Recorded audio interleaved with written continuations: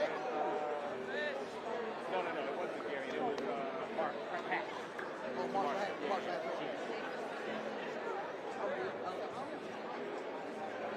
Good. Exciting day.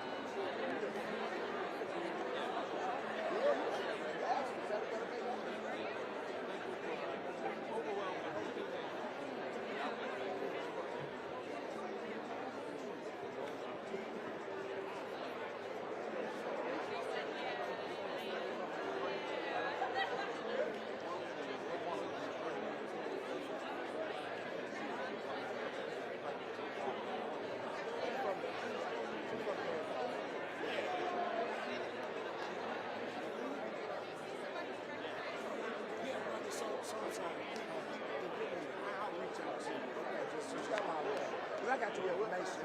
I got some time. As you'll see after Monday, more will be revealed. And I look forward to your feedback too. Good afternoon, everyone. Can you please find your seats? We'll get started shortly. Thank you.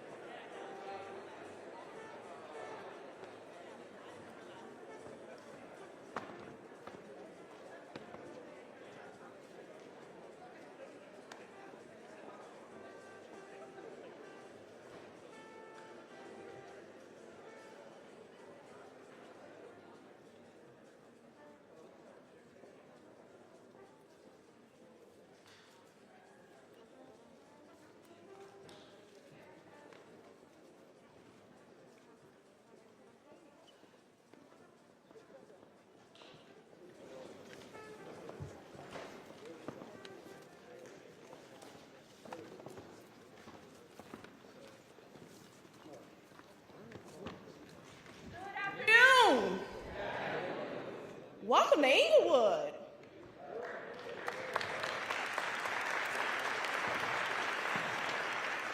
I want to welcome our esteemed leader from the mighty, mighty West Side, Mayor Brandon Johnson, Deputy Mayor Garion Gatewood, Inglewood's own Superintendent Larry Snelling, and all of our city officials, community leaders, and business leaders.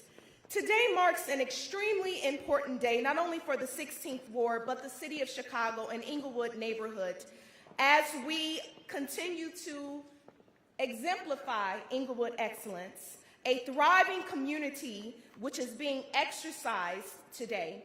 The collaboration of the Mayor's Office, CPD, various city services and other departments, community organizations, and business community working collectively as a programmatic thrust in addressing the root causes of crime throughout the city of Chicago. I share in Mayor Johnson's vision in creating safer neighborhoods by investing in people. The holistic approach to responding to violence is groundbreaking. Mayor Johnson, this vision has been clear, and we are addressing the root causes of crime with a comprehensive and collective strategy amongst every individual in this room. It's all about building a safer, better Chicago.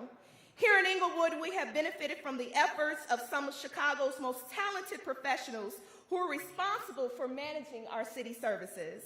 But what Mayor Johnson is spearheading here today, and those individuals under his leadership will now work hand in hand with community leaders in addressing, improving, and enhancing public safety throughout the city of Chicago. I want to thank the mayor and his bold and compassionate leadership.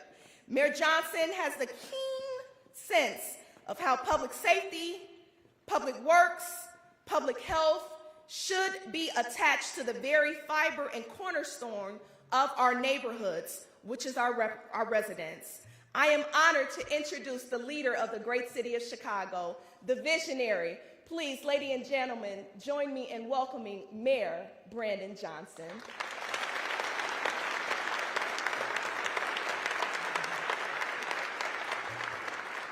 Thank you so much, Alderwoman Coleman, and good morning to everyone who's here today. And thank you for taking time to be with us. We're here at Kennedy King College on the city's south side. I bring you greetings from the west side of the city of Chicago. But I'm so grateful that we are launching this new plan for community safety right here on the south side. As a former social studies teacher, I hope you'll indulge me just a little bit as I provide you with just a little bit of a brief lesson about this space. You know, Kennedy King College was founded in 1934 out of a great need for higher education institutions to exist in the city of Chicago. Originally named Wilson and Wright colleges. But in the 1960s, when college students across the nation were protesting war, violence, and hate, Wilson Junior College was renamed Kennedy King College in 1969 to honor U.S. Senator Robert F. Kennedy and the civil rights leader, Dr. Martin Luther King Jr., 1 year after they were assassinated. Dr. King and Senator Kennedy were two men who strived for equality. They deeply understood that solving our most pressing problems requires partnerships. And their names on this school remind the students who pass through that progress can always be achieved through unity. And this college has served the city's south side for generations of students and Chicagoans. It is a beacon of hope in a neighborhood that has dealt with some of the most severe impacts of historic and purposeful disinvestment. It is symbolic that we are here at Kennedy King College on the south side of Chicago today to launch the People's Plan for Community Safety that will bring our city together to deliver a better, stronger, and a much safer Chicago.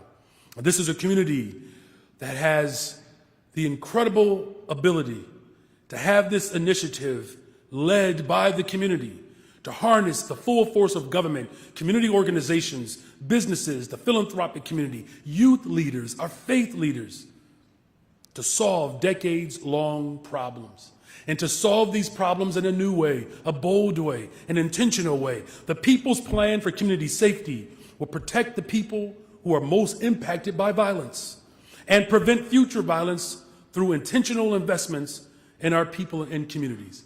Isn't it about time that we do what safe communities around this country have done, which is to invest in people? That's what this operation and this people purpose-driven plan is all about.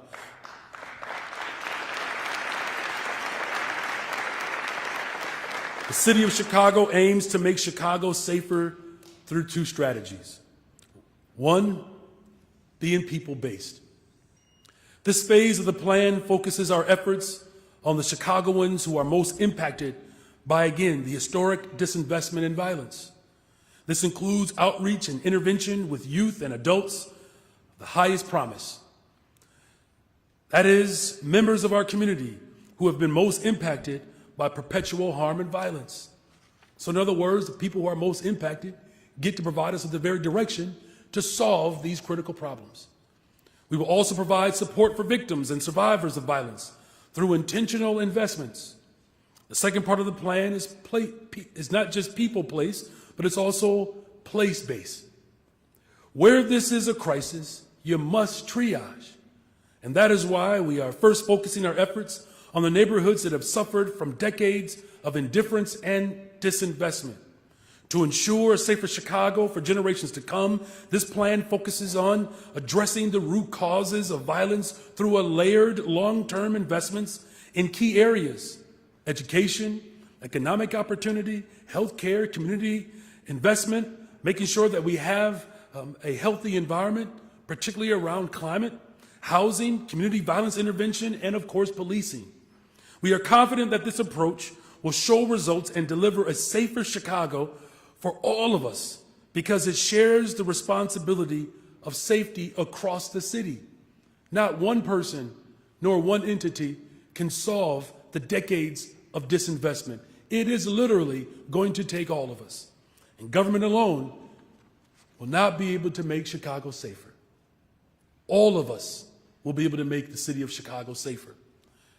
The People's Plan unites the many groups who have been working to reduce violence in our city and all who call Chicago home to make sure that we are producing a vibrant and a far more thriving city. Everyone has a role to play in building a safer, stronger city. Everyone has a role to play in making sure that our communities are fully supported.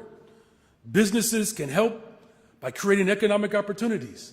The faith community can also help us to build stronger community bonds. Youth leaders can inspire fellow peers to engage in education and careers. That's just to name a few examples.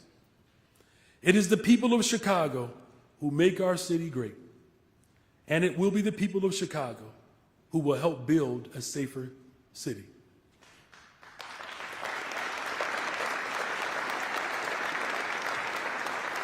I'm honored and humbled to launch this initiative as mayor today. But also, as a Chicagoan, I feel personally responsible to make sure that children get a chance to grow up and experience the best part of this city. You all know that I love talking about the Austin neighborhood. I see a few West Siders in the room today. That's good. Yeah. They're real quiet today, so that's... You should appreciate that, just saying.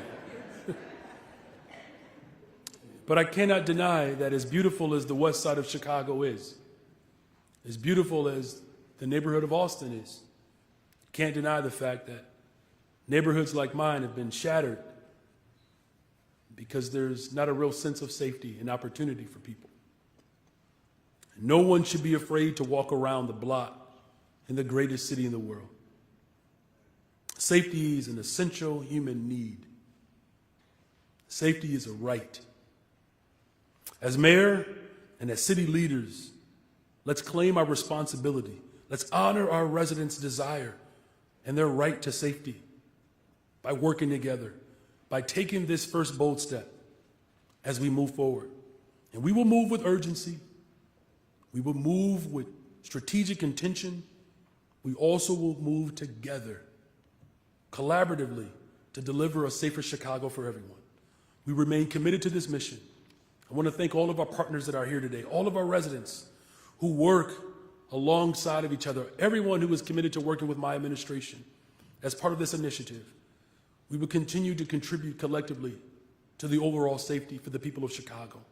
I want to thank our Deputy Mayor of Community Safety, the first in the history of Chicago, Mr. Garion Gatewood.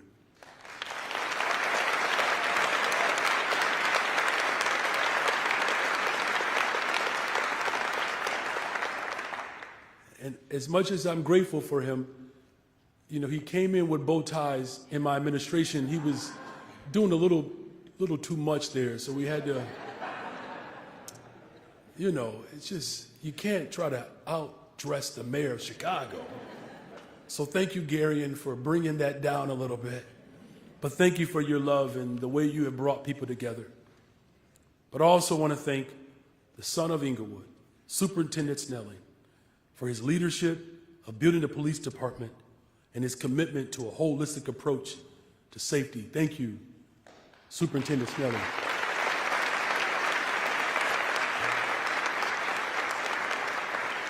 And with that, it is my honor and privilege to bring to the podium our Deputy Mayor for Community Safety, Mr. Garion Gatewood.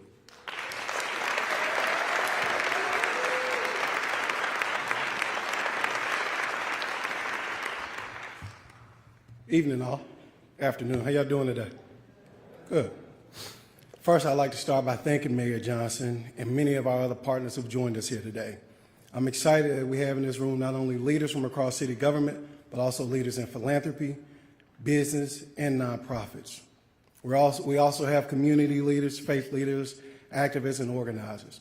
You've often heard the mayor talk about the full force of government. You look behind us. You see what that is?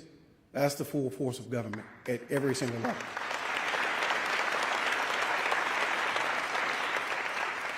You know, people sometimes say, Gary, you took a big job, and I'm sure you all have heard me respond to that before, and I say, no, we all took a big job because safety is all of our responsibility.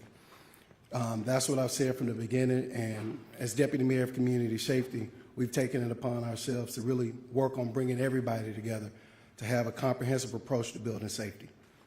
We need to continue to build on the work in preventing harm now, while also recognizing sustainable safety can only be achieved by investing in and addressing the root causes. This plan, the People's Plan for Community Safety, lays out that path forward. This isn't a policy. This isn't one of those policies that will sit on the shelf in City Hall that's 150 pages long. What this is and what we are launching today is a deliberate and intentional action plan that we will create with community to interrupt and address acute violence while also eradicating those root causes. It's a plan that uplifts people and neighborhoods that have been disinvested and underserved. Because of the challenges that we face today, none of those are new. They're results of decades of intentional disinvestment. For far too long, neighborhoods like Inglewood have been ignored. It's no coincidence that the communities with the highest rates of violence also have the highest rates of school closures and unemployment. It's also no coincidence that communities that are disproportionately impacted by violence has the highest populations of young people and adults who are trapped in those repeated cycles. We believe that every Chicagoan has a right to feel safe and secure in their community. We also believe that it takes all of us to get there, collaboratively and together. The People's Plan for Community Safety aims to address those decades of disinvestment with purposeful, intentional investment to get to those root causes of harm. As the mayor stated, we will focus on the most impacted places of violence through a two-pronged approach. People-based, where we interrupt violence and protecting victims and survivors, as well as our young people and adults of highest promise, who are members of our communities who have constantly been impacted by the repeated cycles of harm.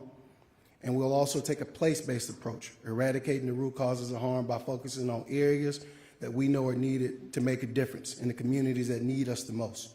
We have to show up in a different way, y'all. Government has to be what government hasn't been before.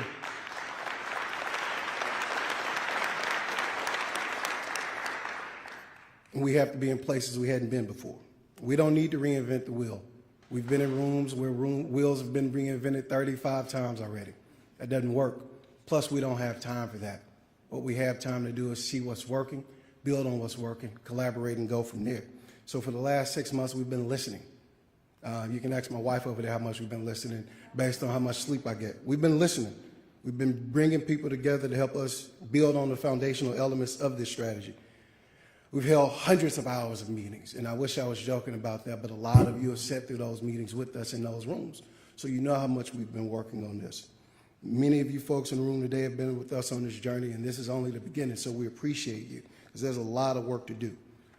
We set out pillars that we wanted to invest in, starting with education, understanding that if we want to address violence, if we want to eradicate violence, we can't only rely on law enforcement. So we started to look at pillars: education, housing, sustainable employment, and expanding access to health. We invest in improvements in buildings and activating safety spaces as well. We have to continue this crucial work to also build trust not only between community and police, because we often say that and we start to use that as a buzzword, as if police are not a part of the community, or as if there are actual systems that we already trust. So we have to work together to build that trust in systems, because we need to build those together. We also have to continue advancing our work in community violence intervention. As you see, a lot of folks in this room have been working in those spaces for quite some time. And I'll tell you, one of the big things that is different about the way we've approached this work to what you see now is that level of commitment and partnership. You'll hear later on from Eric Smith, who is also the co-chair over at the Civic Committee's team of public safety. Where now you see the business community is actually committed towards driving safety and committed towards building prospects and jobs in communities. We also want to thank our partners in philanthropy. All right? We want to thank Andrea Sands from the Chicago Community Trust, who's up here with us, and particularly the Partnership for Safe and Peaceful Communities and the work that's being spearheaded by Esther Franco Payne. Taken together, there's no doubt that we have a comprehensive approach to this work.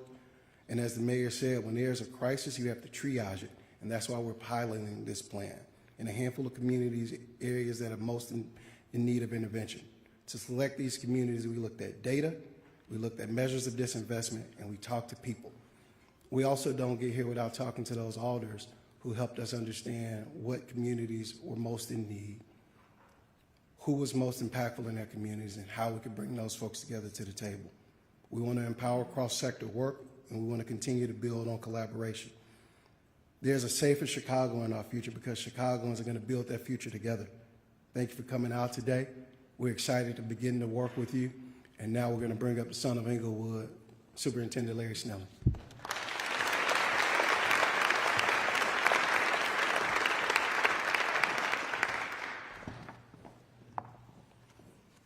Good afternoon. Come on, Inglewood. Good afternoon. Okay, all right, that's a little better. All right, we got to show the West Siders up. But West Siders, thank you for being here. Thank you for making the journey. We appreciate you. I'd like to say thank you to Mayor Johnson, Alderman Coleman. Thank you. I've worked closely with Alderman Coleman over here. Great partnership, great leader. To Deputy Mayor Gatewood, thank you. I'd like to thank everyone who is here today, standing with us on this stage here. This is just great collaboration. Seeing these people here is refreshing to me, because it says we're going in a different direction. I'd like to thank all of you for being here. Just so you know that I've spoken with people all across the city, whether it's the South Side, West Side, all the way up to the North Side. Everybody has the same concern. And that concern, first and foremost, is a violent crime. Their fear of being robbed or carjacked or shot, or losing the personal property that they've worked so hard for. I'm here to tell you that our officers will be working, and they are now working diligently to do everything in our power to make sure that we keep you safe. We want to stop violent crime, because right now there are a lot of people who are dealing with trauma because they were victims of that violent crime. The community wants us to enforce the law, but they also want to be heard. And I hear you. It is important that we work with community as partners. Now, we know in order to do that, there's a level of mutual respect, excuse me, that we have to create, and we have to build that trust. Because of things that have happened in the past, we've recognized those things, and we're working toward partnership with our communities because we cannot do this alone. We've been throwing enforcement at these issues for decades, only to come out with the same result. So to see everyone sitting here right now, the mayor's plan on the full force of government is extremely important because it means that everybody has a hand in what we're doing to make the city of Chicago better and safer. This is why it's important that our officers hear our community members, because we have to be one. That's why I expect every single one of our officers to be a community police officer. Not just a community policing office, but every officer engaging with members of our community so that we know and understand each other and we can have conversations. Some of them may be tough, but those conversations will be absolutely necessary to build this relationship. But most of all, here in Inglewood and across this beautiful city of Chicago, it's going to take the effort of everyone to get to the public safety that we expect to get to. I see faces here right now of people that I've worked with in this community. I see. And we did some great things while I was here in the brief period that I was here, but we did it together. We did it with mutual respect. I understood the community and the community members, and I understood the work that they had to put in. I understood their challenges. So my officers began to understand those challenges. And when we can walk in someone's shoes, even for a moment, we have a better understanding of who it is we're dealing with. And I'd like to thank you for that. Because we want to deal with violent crime, we've initiated a new strategy. It started this summer across the city, where we were collaborating between the Detective Division, the Bureau of Patrol, the Bureau of Counterterrorism, and we're using technology. Since then, since the summer, we've increased our arrests on robberies by 26%. Year to date, murders are down 12%. That's 85 less people killed this year than last year. Now, any life lost is unacceptable, any life lost. But think about it, we have 85 less people killed than the year prior. Our shootings are down 13%, and our shooting victims are down 17%. That's for a total of 564 less people shot this year. Still, we have work to do. That's 564 less people who are traumatized, 564 families who don't have to deal with that trauma. However, there's still families out there dealing with the trauma. There's still victims dealing with the trauma. As a result of that, we know we still have more work to do, but the officers who are out there working right now, and I can tell you that they are working very hard, and they're working hard on your behalf. They're putting their lives on the line every single day just to make sure that you can have a safe day. I'm proud of the work that they're doing. And I can tell you right now, these officers want to help. Obviously, there will be levels of accountability in anything that we do, and we're going to police constitutionally. There are things that we have to change. There are things that we have to improve upon, and we are working diligently to make that happen. But while that's happening, our officers continue to work they continue to go out there to make Chicago safer. So after 3 decades of doing this, I can tell you right now at this moment, I can't be more prouder than I am right now of those officers who are out there working their fingers to the bone to keep everyone safe. I say all this to say one thing. CPD cannot do this alone. We have to work with partners. We cannot arrest our way out of these situations, because even when we stop the violent individual, what do we do after that individual is arrested? What are we providing? What resources are out there for reform of this individual? That's the only way that we're going to get to the bottom of this. We can't stop at an arrest. Enforcement without engagement is a losing game. CPD is partnering with our communities and every city agency to make the city safer. CPD needs and will work alongside our city partners, our business leaders, educators, youth, medical professionals, mental health experts, clergy, outreach workers, and community organizations. Everyone sitting on this stage here today in collaboration is an example of what is needed for public safety, true public safety. For too long, our communities have carried the burden of violence and trauma that ripples through their lives. We talk a lot about statistics and percentages, but what we need to talk about are the victims. They're human beings who should not get lost in the numbers and percentages. Their stories should be told. That is why we will be adding crime victim advocates who will walk alongside victims on their healing journey. We are also enhancing our family liaison program, which focuses on supporting the loved ones of murder victims. This is our city. These are our families. These are our children. We have a responsibility to create a safe living condition for all residents.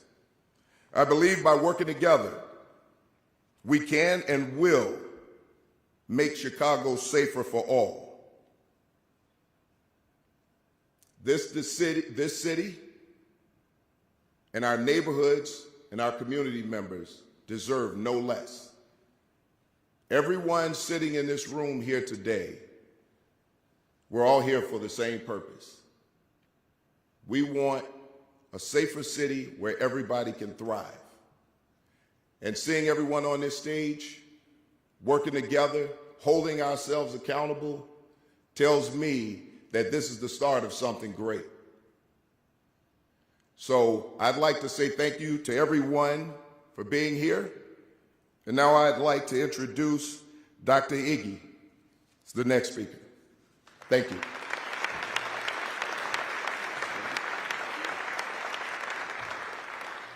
Greetings, everyone. And thank you, Superintendent, for the introduction. So my name is Simba Ige, and today I go by public health. So just stop and say public health. And I'm going to start with a question.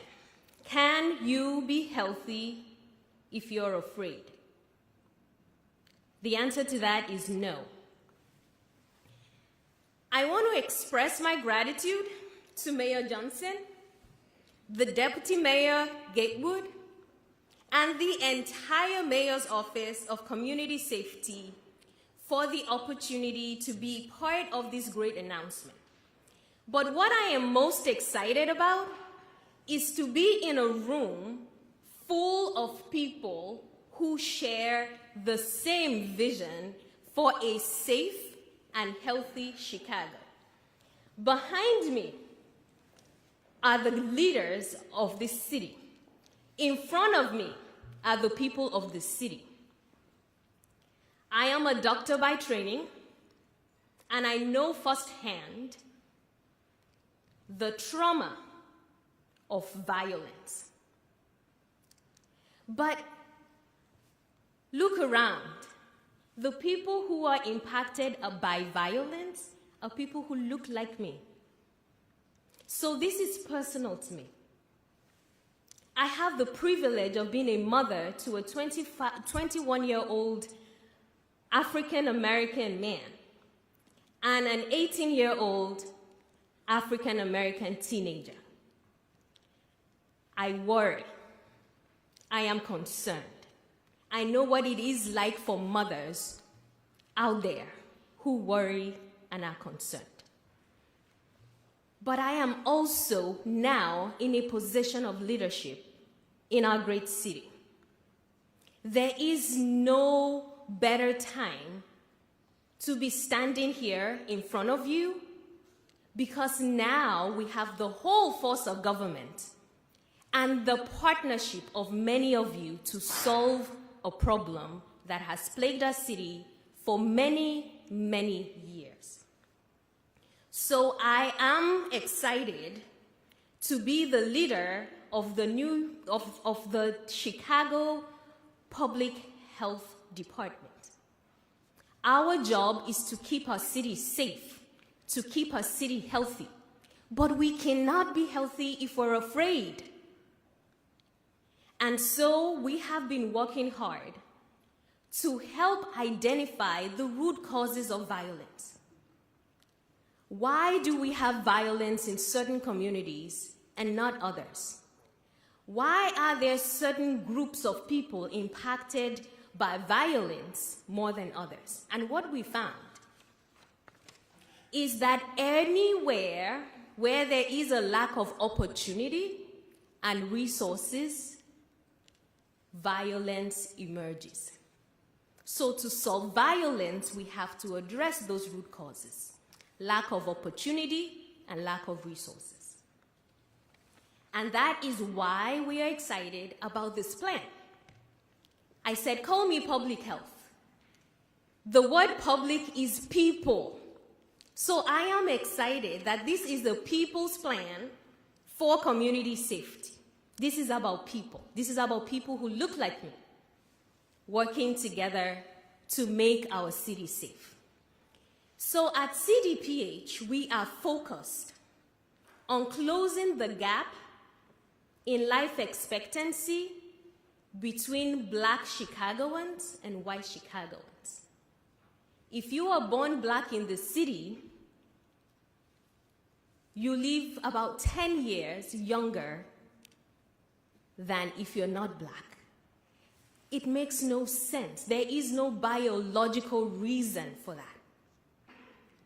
The main reason why that is so is unequal access to resources and opportunities to be healthy. And that is our mission.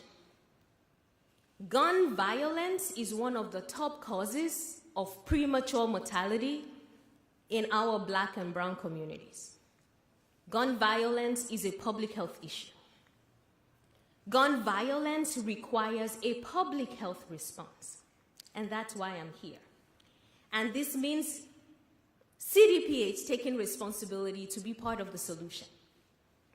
It means taking a comprehensive approach to addressing the root causes of gun violence, including the inequities in health services.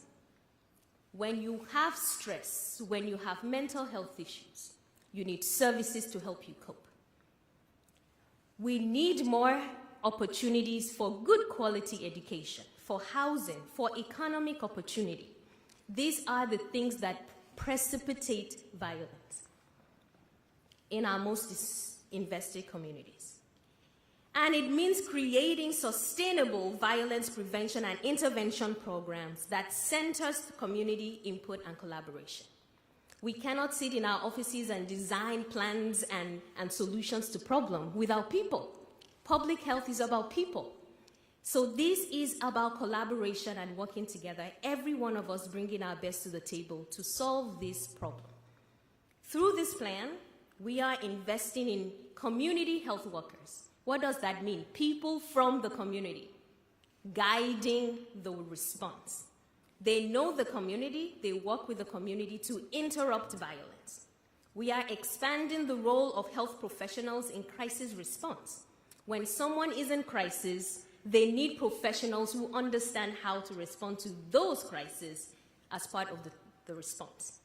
We also are supporting victim services and street outreach programs. We're increasing access to behavioral health services, including services for people living with substance use disorders. This work of violence prevention requires everyone working together. If there's one word you've heard today, it's partnership. Partnership, partnership, partnership. I am looking forward to working with you all, to learning from and ensuring that our plan and our interventions and our programs or services are driven by the community's input so that our action is guided and tailored to what the community needs. I want to thank the amazing people at CDPH. We have a fantastic behavioral health team and violence prevention team at CDPH. They have been working very hard with the Community Safety Coordination Center to ensure that we are represented in this work. I appreciate your commitment, everyone who's sitting down and listening to all these many speeches, because you are committed to making our city safer. And we remain committed to making Chicago safe and healthier for all of us. And I want to welcome now Andrea Saenz, the President and CEO of the Chicago Community Trust, to the podium.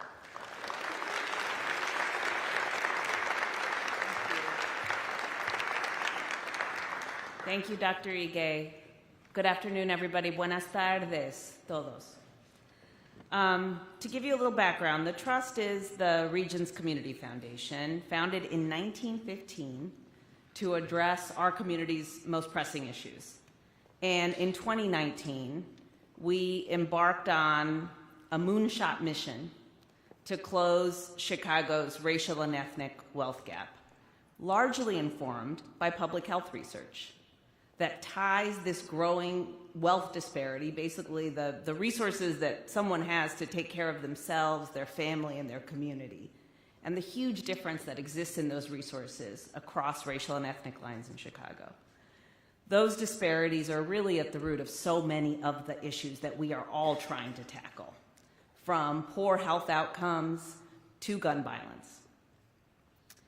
And we're committed to a thriving, vibrant Chicago for all Chicagoans. And as a philanthropic institution, we get to partner with community-led efforts, invest in innovative ideas that come from community solutions to these issues, and then partner with government and other institutions to bring those ideas to scale when they work. So what works can get adopted. We fund the research, we try to learn, we try to educate. That's what many of us who are in the philanthropic field get to do every day.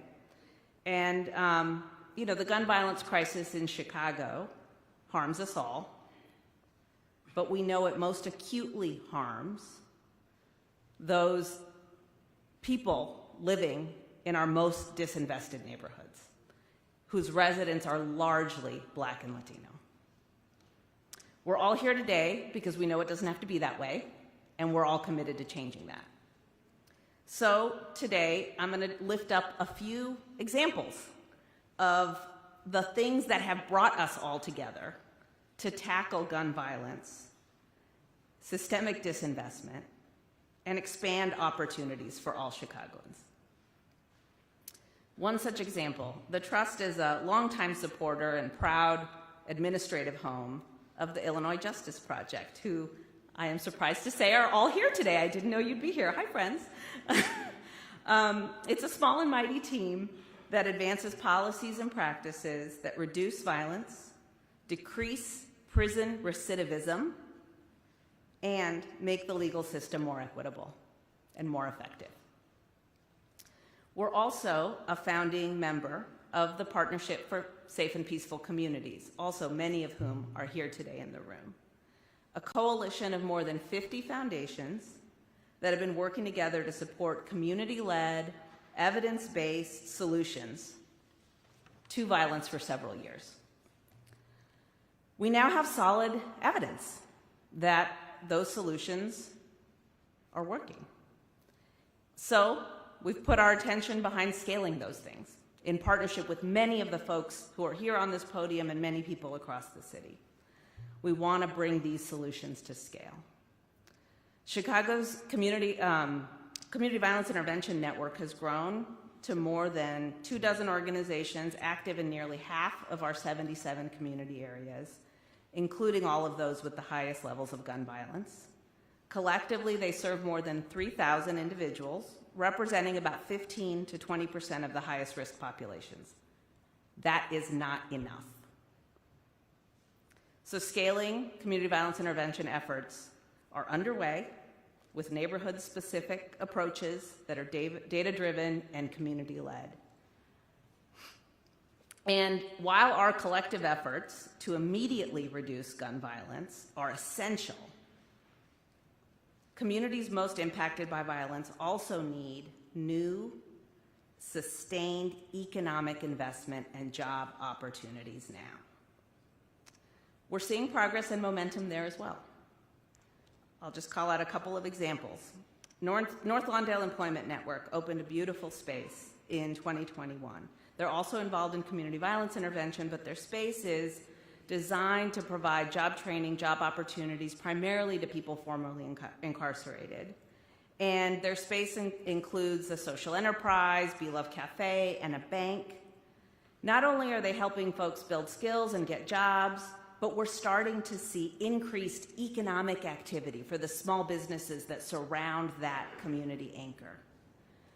Another example of that activity, Build in North Austin Community Center, opened new spaces also to create safe environments for young people in Austin. And we're also seeing increased economic activity for the businesses surrounding that area and for the communities around there as a result of those things. So those are promising early indicators that when we put our resources to work in communities, good things happen.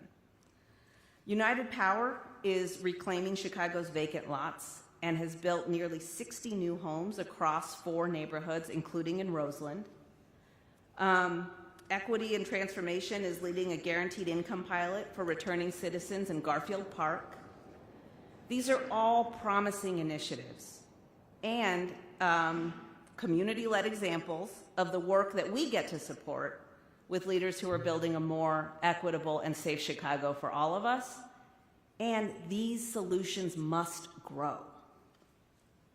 So I'm going to pass the baton gladly to someone who is taking a leadership role to help some of these solutions and others grow. I'm pleased to introduce Eric Smith, Vice Chair of BMO and Co-Chair of the Civic Committee's Public Safety Task Force, representing our business community's commitment to working with all of us to make Chicago the safest big city in the U.S.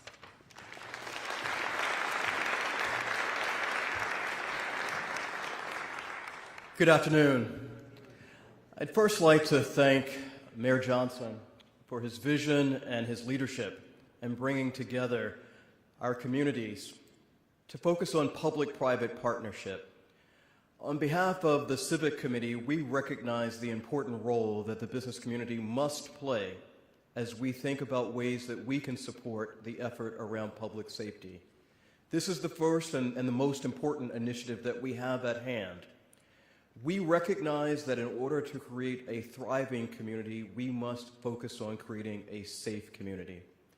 In the coming months, the business community will be working to raise important funding, approximately $100 million, to support some of the efforts that have been described today.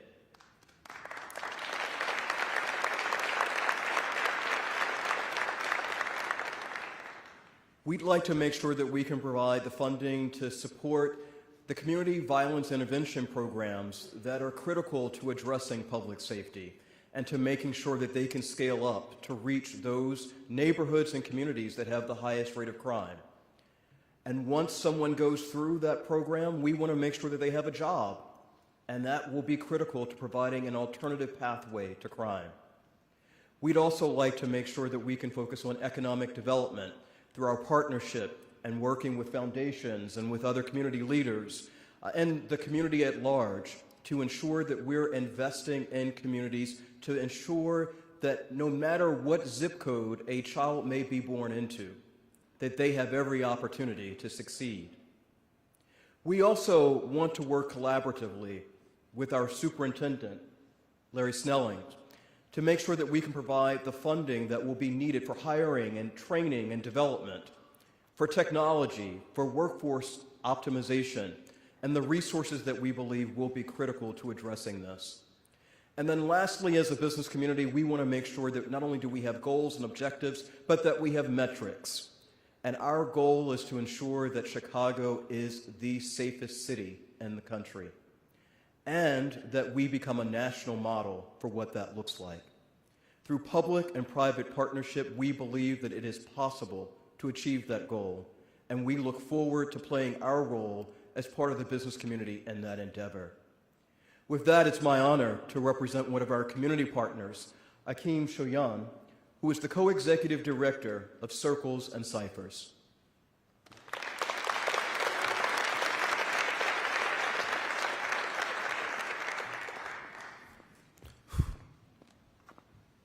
The more you know about somebody, the less likely you are to harm them.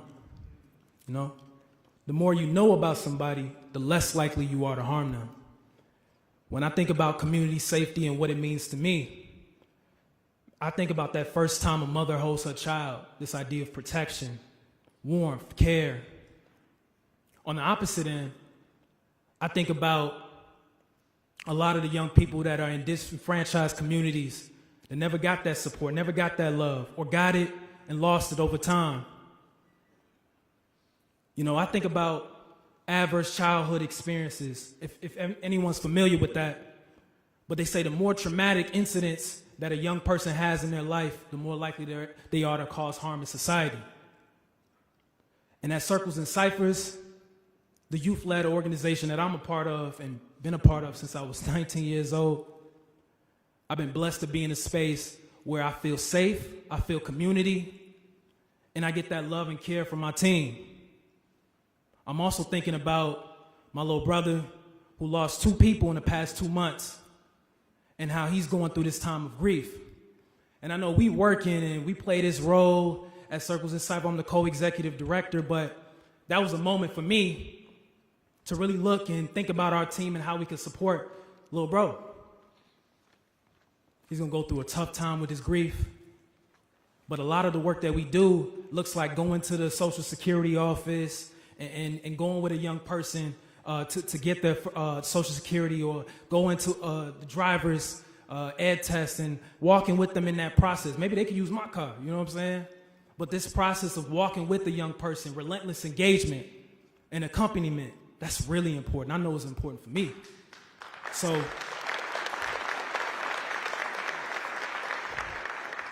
when I think about this idea of community safety, I know it starts in here. I know it starts internally. It starts with you all in this room. We on the stage, you know, as vets. But at the same time, you all are just as important. We need your voices. We need all the resources in this room. And I know we've been meeting for a good time now, at least over the summer, really trying to make sure that we fulfill all the gaps, from mental health resources to DCFS to community organizers such as myself. And we've all come together to try and devise a strategy that makes sense for our young people. And you know, hip hop, it saved my life, you know, and I know the arts have saved my life. And as I think about how we come together and how we can, you know, do more for our young people in the city of Chicago, I think about this African proverb, and it goes like this: a child who feels abandoned or unsupported will burn down the village just to feel its warmth. A child that feels abandoned or unsupported will burn it down to feel its warmth. And I think about that, and I think about all the youngins that we got in the city. I think about somebody sliding to the Nike outlet and robbing the outlet and robbing the cars and different things like that. And it gets really easy to pin that responsibility and look at that young person in that moment and take away that full story, because we didn't get the other pieces. We saw them for that moment. And I think as we continue to think about safety and we continue to think about community, we got to remember that story. We got to remember that each and every one of us here has a story. So I thank y'all. I appreciate that.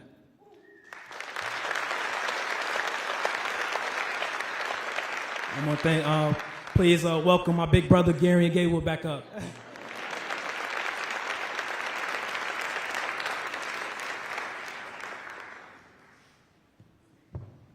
brought this back up. I'm not actually about to do a whole nother speech. Listen, thank you all. Honestly, I want to thank our teams. I want to thank you all who've been a part of this journey. The real work starts now. We appreciate you all for rocking with us. Thank you for coming out today. Thank you, Alderman Coleman, for welcoming us with open arms to Inglewood. Thank you, Alderman Irvin, Alderman Yancey, and Alderman Rodriguez for the work that we'll be doing and building together. And thank you, everybody, for spending time with us.